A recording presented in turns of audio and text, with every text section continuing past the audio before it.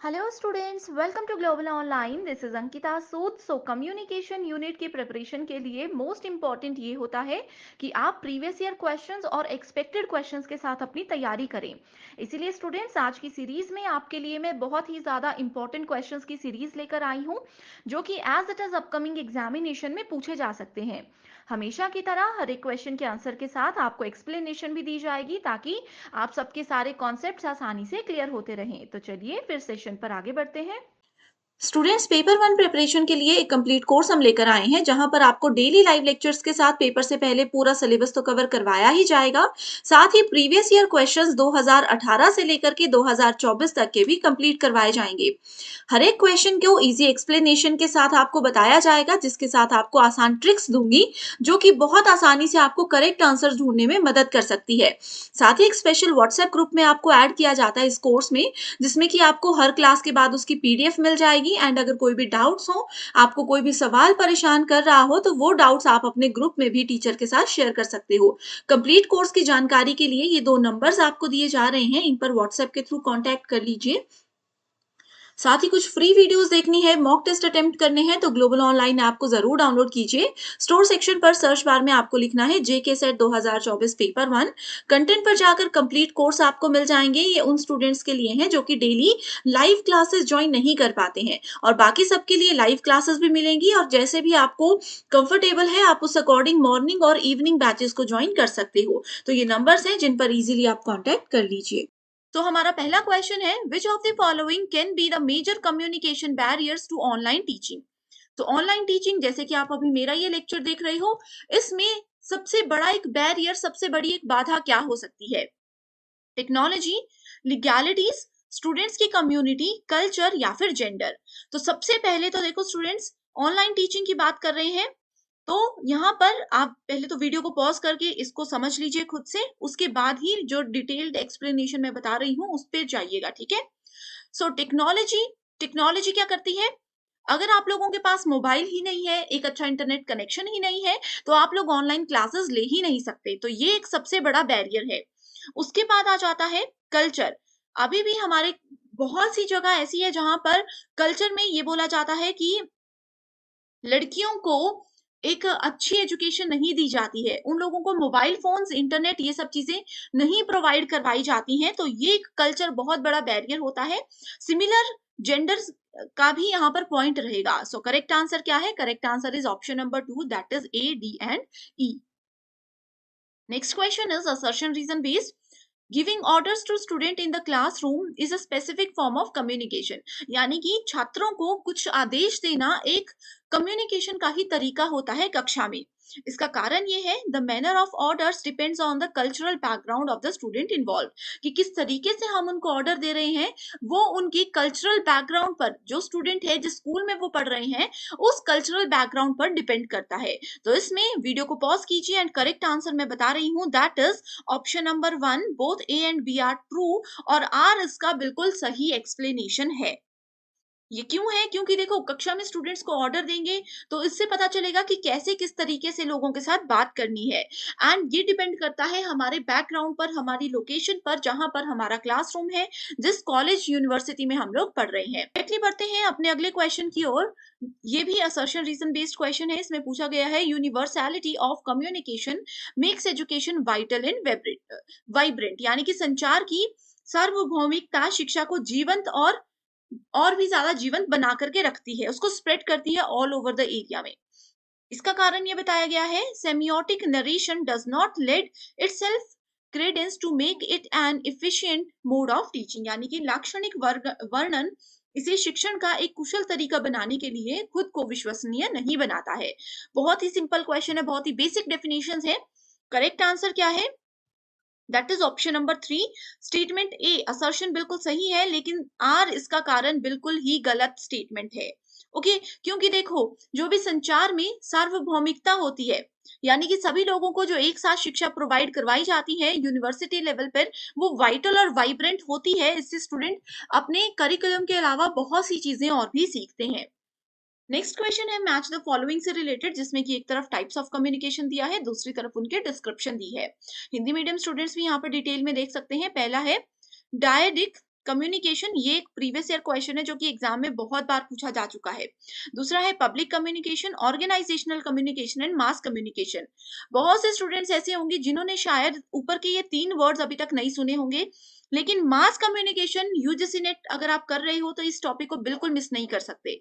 Mass communication क्या होता है?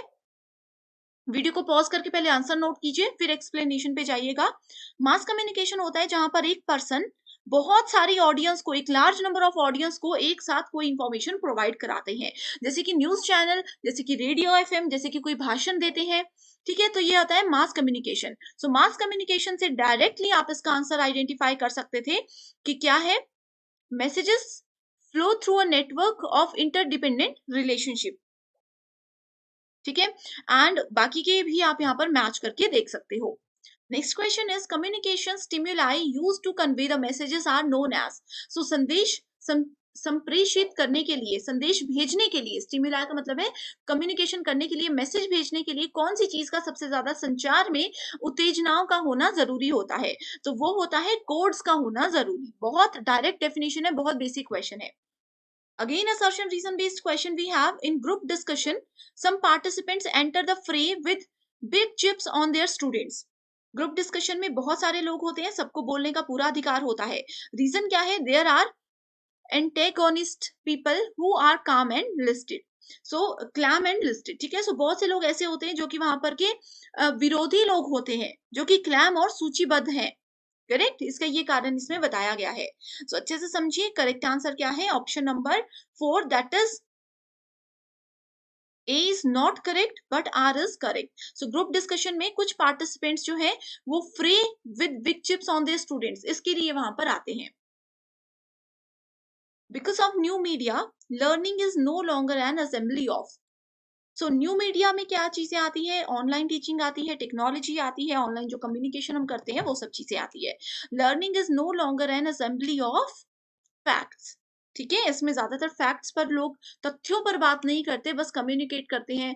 ऑनलाइन जैसे आपने देखा होगा इमोजीज के थ्रू कम्युनिकेट किया जाता है, इसके कोई तथ्य नहीं होते, फैक्ट्स नहीं होते। असर्शन रीजन बेस्ड क्वेश्चन है फिर से। Allowing an issue to fester will contribute to effective communication, यानी कि किसी समस्या को कम होने देना प्रभावी संचार में योगदान देता है। इसका कारण क्या है? A good communicator will address an issue in the classroom before it becomes precarious. तो देखो, बिल्कुल हिंदी एक्सप्लेनेशन भी इजी लैंग्वेज में है, तो स्टूडेंट्स आप यहाँ से भी पढ़कर कॉन्सेप्ट्स को समझ सकते हो। फाइनल एग्जाम में भी आप लोगों के पास दोनों ऑप्शंस होंगे, तो अगर आप एक लैंग्वेज में नहीं समझ पा रहे तो दूसरे पे शिफ्ट कर सकते हो। सो यहाँ पर डायरेक्टली हम आंसर पे जाते हैं, that is option number 4। Assertion गलत है एंड रीजन बिल्कुल सही है। Good communicator will address an issue in the classroom before it becomes precarious, यानी कि एक अगर आप अच्छे कम्युनिकेटर हो, बातचीत करने में एक एक्टिव पर्सन हो, तो क्लासरूम में कोई इशू होने वाला है, कोई प्रॉब्लम बढ़ने वाली है, तो आप लोगों को वो चीज पहले से समझ आ जाती है। इससे पहले कि वो प्रॉब्लम बहुत बड़ी हो जाए, आप उसको पॉइंट आउट करके कंट्रोल में कर लेते हो। ये इस रीजन वाली स्टेटमेंट में बोला गया है। Next is, what are the most prominent elements in the management of communication in an educational institution? So, जितने भी शैक्षिक संस्थान होते हैं उनमें संचार के प्रबंधन को कौन से तरीकों से, कौन से मुख्य तत्वों से अच्छे से संभाला जा सकता है? अच्छे से क्वेश्चन को पढ़ लीजिए। डायरेक्ट मैं आंसर बताती हूँ, that is B, D and E only. ठीक है, तो स्ट्रक्चरिंग वर्क रोल, क्या काम हम करने वाले हैं किसी और से, अपने इंस्टीट्यूशन में क्या काम हम लोग करवाने वाले हैं, ये सारी चीजों को ध्यान में रखते हुए इसमें काम किया जाता है। Next we have keep others inform, कि कोई अपडेट अगर हमारे सीनियर लेवल पर हमें बोल रहे हैं या कोई चीजें हम चेंज करना चाहते हैं, तो बाकी सबको भी उसके बारे में अगर हम इन्फॉर्म करते हैं, तो एक प्रॉपर मैनेजमेंट के साथ एजुकेशनल इंस्टीट्यूशन काम करते हैं। Guiding others wherever possible.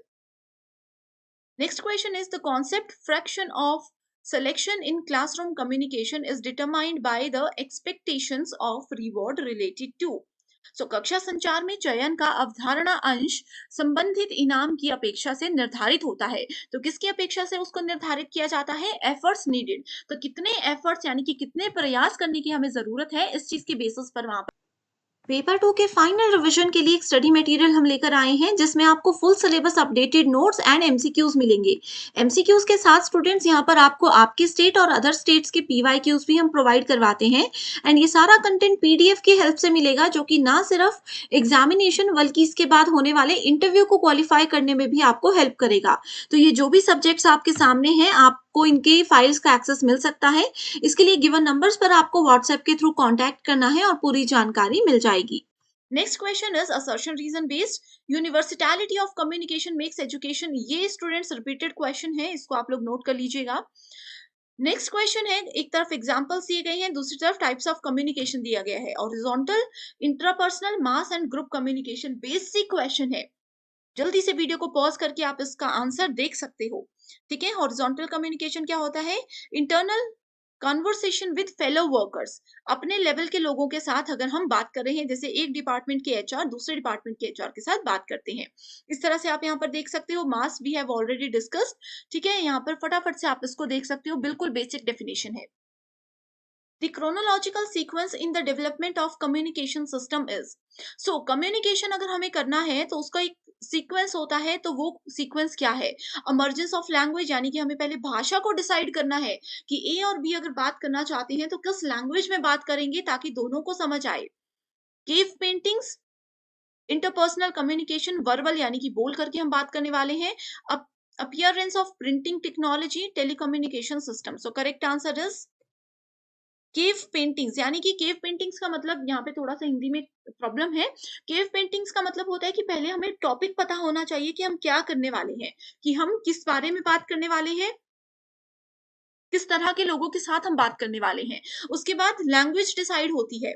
इस तरह से ये प्रॉपर सीक्वेंस को हम फॉलो करते हैं। Next question is the positive impact of communication depends on. तो अगर संचार को हम अच्छा बनाना चाहते हैं तो उसके सकारात्मक प्रभाव क्या हो सकते हैं? तो ये हो सकते हैं प्लानिंग। सबसे पहले अगर हम प्लान करके बातचीत करेंगे तो कभी भी ऐसा नहीं होगा कि हमारी कम्युनिकेशन वेस्ट चली गई, हमने कुछ फालतू बात कर दी। दूसरा है मीडिया सिलेक्शन, यानी कि किस तरीके से हम बात करने वाले हैं। किसी पर्सन के साथ सामने बैठ के बात करेंगे, किसी के साथ मोबाइल फोन पे बात करेंगे, या फिर ऑनलाइन उसको वॉइस मैसेज भेज देंगे, किस तरीके से बात करेंगे। यूज ऑफ लैंग्वेज, यानी कि कौन सी भाषा का प्रयोग हम बातचीत करने में करने वाले हैं। अगर ये तीनों चीजों को आप अच्छे से सेलेक्ट करके किसी के साथ बातचीत करते हो तो आपका कम्युनिकेशन बहुत ही ज्यादा इफेक्टिव माना जाता है। Which of the following factors are important in communication? So, संचार में किन चीजों को इंपॉर्टेंट माना जाता है? स्लैंग, यानी कि किस टोन में, किस तरीके से आप बोल रहे हो।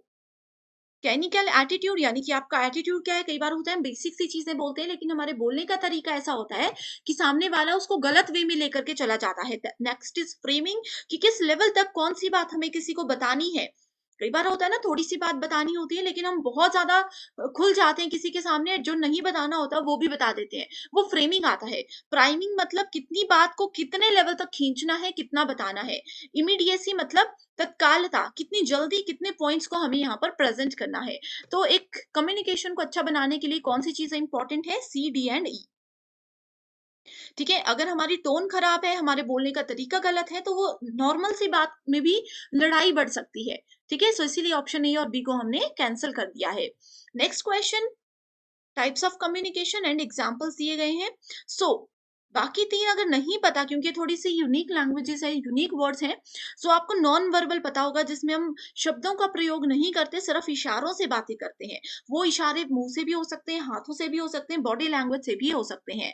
सो इस अकॉर्डिंग करेक्ट आंसर क्या है? करेक्ट आंसर डी के हिसाब से आप देख सकते हो, ट्रैफिक सिग्नल लाइट। ये क्या है? नॉन वर्बल है। ट्रैफिक सिग्नल में कुछ बोला नहीं जाता, सिर्फ रेड लाइट आती है, हम समझ आते हैं कि हमें रुकने के लिए बोला जा रहा है। अगर आपका ये ऑप्शन अगर आपको आता होता तो देखो आप इजीली करेक्ट आंसर को आइडेंटिफाई कर सकते थे। तो स्टूडेंट्स, यूजीसी नेट में यही तरीका है। कई बार बहुत सी टर्म्स ऐसी आती है जो हमने नहीं सुनी, लेकिन एक टर्म ऐसी होती है जो हमें पता होता है, जो कि बेसिक होती है, एंड उसी के बेसिस पे आप क्या कर सकते हो? करेक्ट आंसर को ढूंढ सकते हो।